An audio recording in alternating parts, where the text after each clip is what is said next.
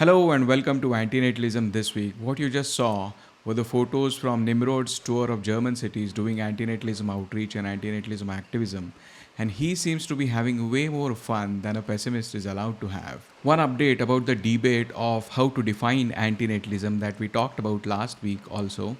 The news is the debate has happened, the recording has been done, but I think they're still editing and putting some finishing touches on the video before it is published. So the video is still not published, at least at the time when this video is being recorded. So we'll see. Looking forward once it is published. I think it should be out on Exploring Antinatalism podcast anytime soon. I'm also looking for the video for one more reason that coincidentally in the last week, while responding to Mark Maharaj's interview, I had said that one can take a view that coming into sentient existence is a harm for the one who comes into existence as antinatalism. And I have a very low confidence as to, if anybody on that panel would define antinatalism explicitly in those terms. So we'll see what happens, and we'll have a look at the video and then try and summarize it maybe in the next week's antinatalism this week. Now, just a reminder that the Festival of Dangerous Ideas is coming up in Australia, and David Benatar is scheduled to make his case for not having children on Sunday, August 25th, 1:45 p.m. Sydney time. There was also an article about this in the Sydney Morning Herald, which is an Australian newspaper, why the Banksy of the philosophy world wants to stop you having babies. Two notable points from the article. One is Matt Beard, who would be hosting David Benatar in that talk, is actually a father of 3 children. And secondly, the article mentions David Benatar's opinion about the relationship of people who don't have children because they're concerned about climate change to antinatalism. The article says concerns about climate change have led some couples to consider abandoning plans to have children, which Benatar regards as a form of antinatalism. It seeks an overall reduction in the number of humans created, he said, that is compatible with but not equivalent to the core sense of antinatalism, which opposes all reproduction and not merely some or all reproduction by some people. Pascal is a unit of pressure in International System of Units. It is named after Blaise Pascal, who was a French mathematician, physicist, inventor, and a philosopher. Since when I was in school, I have been saying the name as Pascal rather than Pascal, so I might continue saying it that way just because I'm used to it. He proposed an argument for belief in God, which is now famously known as Pascal's wager. Wager is the risk money you pay upfront for taking a bet. For example, when you are investing or trading in stock market, you buy some shares by putting in some money upfront. You risk losing some or all of that money. You do that because you're taking a chance of making more money if that stock price goes up. That initial money that you paid upfront for buying some shares is your wager. You usually take the risk if the expected reward is greater than the risk that you're taking. This is called risk-reward ratio. Pascal proposed that we should use belief in God as a wager for a greater expected reward. His arguments are geared more towards Abrahamic religions like Christianity, Islam, and Judaism, where non-believers are punished for eternity in hell. So if you don't believe in God, but in reality God exists, then you would be tortured in hell for infinite length of time after your death.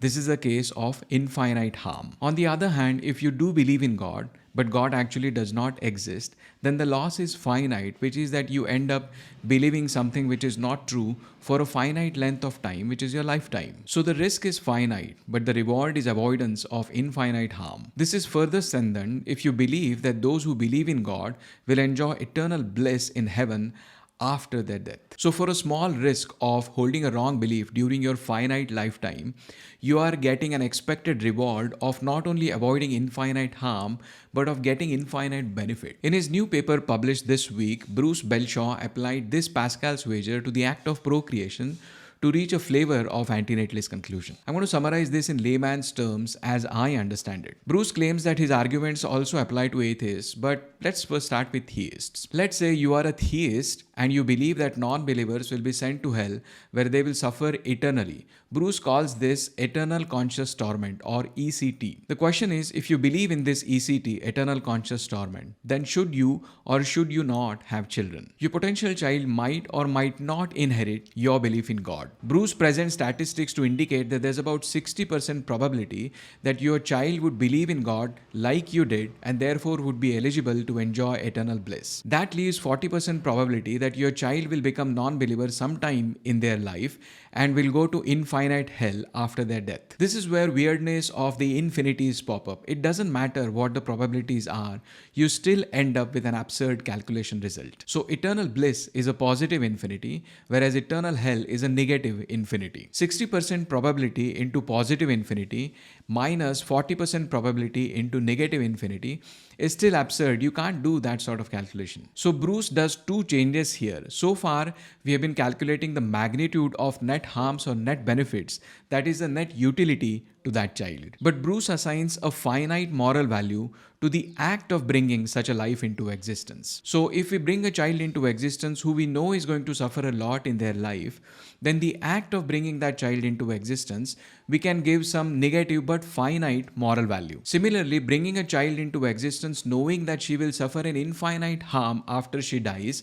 we can give this act a very, very large but still a finite negative moral value. Remember, she is going to suffer infinitely. So this negative moral value is going to be really, really large. Okay, so you might think, on the other hand, bringing a child into existence knowing that she will enjoy an eternal bliss after she dies will carry a similar very large positive moral value. But that's not the case. That's because Bruce here brings in Jeff McMahon's asymmetry. We have a moral reason to prevent bringing a life into existence which is not going to be worth living. In other words, that person is going to suffer a lot. That's intuitive. Think of a couple who wants to have a child now, but they have a disease, and if the child inherits that disease, it will suffer excruciating pain. So the doctor tells them to wait for 6 months, take medication, get the disease cured, and then have a different child instead. I think most of us would agree that they should wait for 6 months. That means we agree that we should prevent coming into existence of a life which is going to suffer a lot, which is not worth living. On the other hand, McMahon says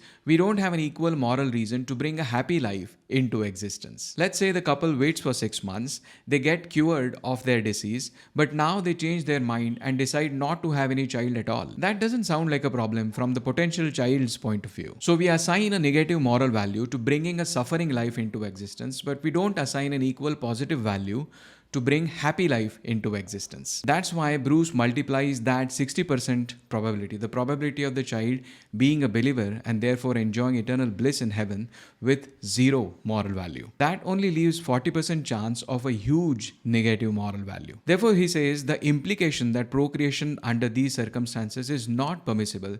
Theists who hold to eternal conscious torment or ECT are morally obliged not to have children. Now, Bruce also considers some objections to his argument. One is that if you are to be held responsible for a certain act, then you should be in control of things around it. In this case, parents are not in full control of what the child believes, whether the child would turn out to be a theist or an atheist. The child is going to grow up in a society influenced by many people. So parents are not in full control of that thing. So how can we consider parents responsible for suffering of that child? Well, that's true, but we are not talking about child's life on its own. We are talking about the moral value of the act of bringing that child into existence. So even though parents cannot control their child's beliefs, they do have control over whether or not they procreate, and therefore whether they exist to have the beliefs that they do. Secondly, to be held morally responsible, you ought to know about the consequences. For this, Bruce says, for this defense to succeed, theistic parents would have to be theologically ignorant of their religion's claim that those who reject it will suffer eternal conscious torment. Another objection would be the impact your child might have on others. So your child might turn out to be next Adolf Hitler, or might cure cancer once and for all. Bruce says whatever positive moral value that can be generated by your child helping others is going to be outweighed by the large negative moral value which is generated out of the probability of suffering eternally for infinite length of time. But what about the case where God has ordered you to procreate? If not obeying God's command will throw you in eternal hell. In this case, on the one hand, parents will suffer infinite harm. or the child will suffer infinite harm. So we have a real moral dilemma here. Now, one point to note here is that Bruce does not consider the case that there would be two parents who would suffer infinite harm as against one child who would suffer infinite harm. Of course, God could also command you that you should have as many as possible number of children, and this makes the matter even more complex, but this is not evaluated in Bruce's paper. Instead, Bruce responds by denying that there is such a definitive command by God to procreate. For this, he evaluates Catholicism, Judaism, Protestant faith, and Islam. Next, he takes the case where eternal conscious torment is not part of the belief of theists' faith. One view is that believers get eternal bliss, but non-believers are just annihilated, so they don't suffer eternal torment. This is annihilationism. Another view is that believers and non-believers, all humans, would be saved by God and nobody suffers infinite harm. This is universalism. So if you believe in annihilationism or universalism, then there is no risk of harm for non-believers and therefore procreation becomes permissible. But Bruce says theists generally don't hold a binary view on this. There are degrees of beliefs in each of these. Generally, theists don't have 100% confidence in any of these views. And so, as long as you have even a minute amount of doubt that eternal conscious torment might even be a possibility, then the moral negative value would be so large that it would always outweigh any other positive moral values. These degrees of confidence in a certain belief is called credence. Bruce says considering credences also entails that atheists have the same issue as theists unless they have no awareness of eternal conscious torment. Bruce's conclusion, however, was a little bit confusing to me. He says, given the possibility of eternal conscious torment, I conclude that those who are aware of this possibility have a moral obligation to refrain from procreation, which in most cases implies a commitment to celibacy or to undergo sterilization surgery.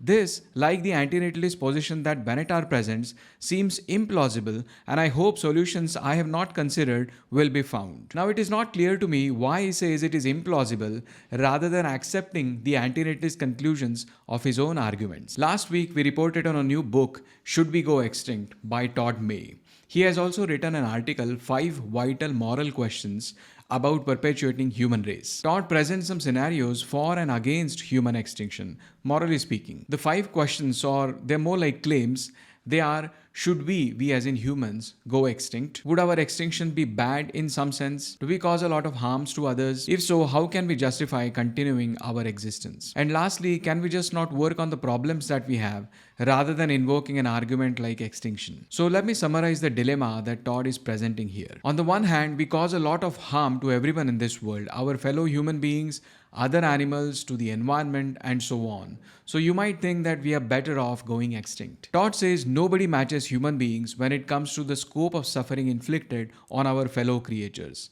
Were we to go extinct, the level of suffering endured by non-human animals and the general environmental devastation would radically decrease. But at the same time, Todd says that there is something inherently valuable in human species. We craft our lives in ways that other animals can't. The world would lose something if it no longer had a species whose members could reflectively consider who they are and mold life journeys accordingly. So Todd tries to find ways which can justify our continued existence as a species. This includes reducing factory farms, addressing poverty, reducing deforestation, and so on. But then there are people who are already working for these causes, so what's the need of bringing extinction argument into this? Todd says the question of whether it would be better for us to go extinct adds a moral urgency to these challenges that they might otherwise lack. So as I understand it, Todd proposes to weaponize the threat of extinction, or at least use it as an instrument to expedite the good causes. His claim that the world would lose something if humans go extinct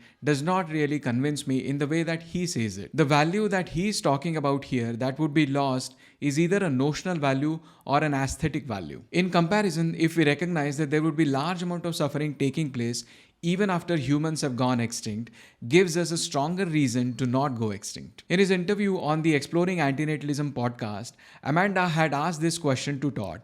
Let's see what she had to say. I mean, would you say that sort of most of the suffering on planet Earth is in nature? And what would you say to the idea that, like, how does our eventual extinction influence our responsibility or non-responsibility to the rest of sentient life? Like, if we go extinct, do we have a duty to also cause their extinction as well? And if not, how can we leave them behind? I mean, isn't it a little bit like leaving the children behind at the concentration camp? So, like, for the sentiocentric antinatalist, the real tragedy of human extinction is not what will be lost, the loss of our art. I mean, that's all very sad. And as a pro-extinctionist, you do sort of live part of your life in mourning. I do concede to that. But it's this idea that our greatest ethical failure would be to leave sentience, the rest of sentience behind here to suffer.